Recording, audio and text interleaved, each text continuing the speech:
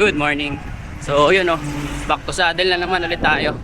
So halos isang buwan din tayo hindi nakapag-upload kasi panggabi ako last month eh. So ngayon panghapon na yung pasok ko. So tara, short spin tayo.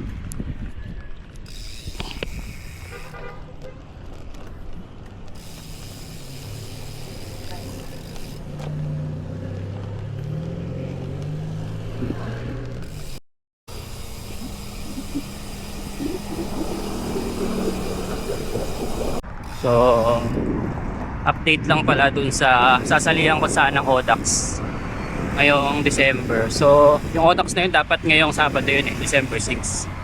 Kaso nagkaroon kasi ng problema dun sa schedule. So, unfortunately, hindi na tayo makakasali doon. Pero ngayong January, alam ko may paparating ulit na bagong Audax event. Pero i-check ko pa kung nag-release na yung Audax Philippines ng schedule for next year. So, subukan nating sumali ulit. O yun, na-refund ko naman na yung yung registration fee ko nung para dun sa Audax Ubic. O, ganun. Pero tuloy-tuloy pa rin yung natin, training. Kahit hindi na tayo naka-register dun sa Wisdom event. So, meron pa naman next year.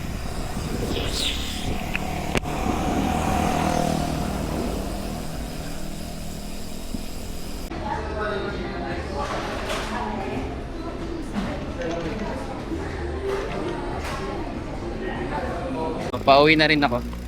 Kumain lang akong Jollibee. Birthday kasi ng aso ko nga pala ngayon, si Mikey.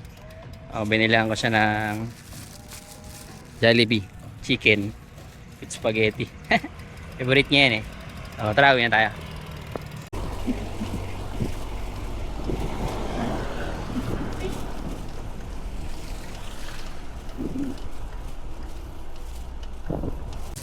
Mikey!